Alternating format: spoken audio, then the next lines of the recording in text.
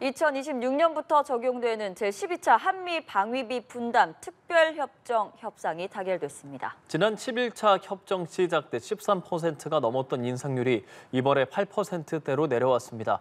자세한 내용 외교부 취재기자를 연결해서 들어보죠. 최지원 기자.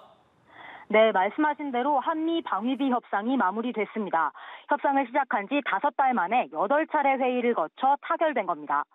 먼저 2026년에 1조 5,192억 원을 내기로 했는데 이는 2025년보다 8.3% 늘어난 액수입니다. 지난 2021년 방위비 분담금을 13.9% 올렸던 것과 비교하면 인상폭이 상당히 줄었습니다. 94년 이후 27년 만에 두 자릿수대 인상률을 기록했던 당시 11차 협정 때와는 달리 예년 수준을 회복한 셈입니다. 이번 12차 협정의 유효기간은 2030년까지 5년간입니다. 2027년부터 적용하는 연간 증가율 산정 기준은 소비자 물가지수 증가율로 하기로 했습니다.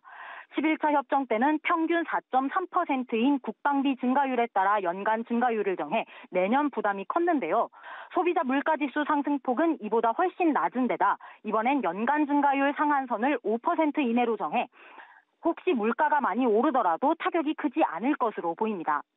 방위비 분담금 운영 세부 사항에서도 주도권을 좀 더 가져왔습니다. 특히 수리정비 용역은 한반도에 주둔한 자산에 대해서만 쓰기로 약속했습니다.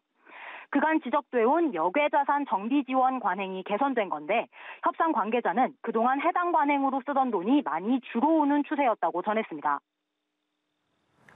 네, 지난번 협상보다 좀 더 유리한 내용으로 빠르게 협상이 마무리된 걸로 들리는데 양측이 이렇게 빨리 합의를 한 이유는 뭡니까? 네, 한미 모두 협상을 빠르게 마무리하자는데 공감했던 걸로 보입니다. 보통 한 달에 한 번 회의를 가져오다 최근 들어 2주 간격으로 미국 워싱턴과 서울을 오가며 2번 연속으로 회의를 여는 등 속도를 내는 모습이었습니다. 방위비 문제에 대해 강경한 도널드 트럼프 전 대통령이 공화당 대선 후보로 다시 출마한 것과 무관하지 않아 보입니다. 다만 미국의 차기 행정부가 출범하기 전 졸속으로 협의한 건 아니라고 외교부 당국자는 강조했습니다.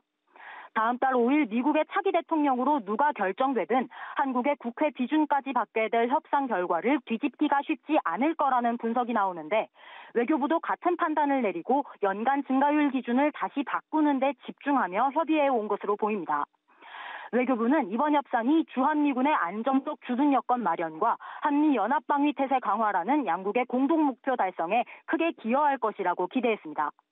정부는 협정 체결을 위해 법제처 심사와 국무회의 심의를 거쳐 대통령 재가가 완료되는 대로 국회에 비준 동의안도 제출할 예정입니다. 지금까지 외교부에서 전해드렸습니다.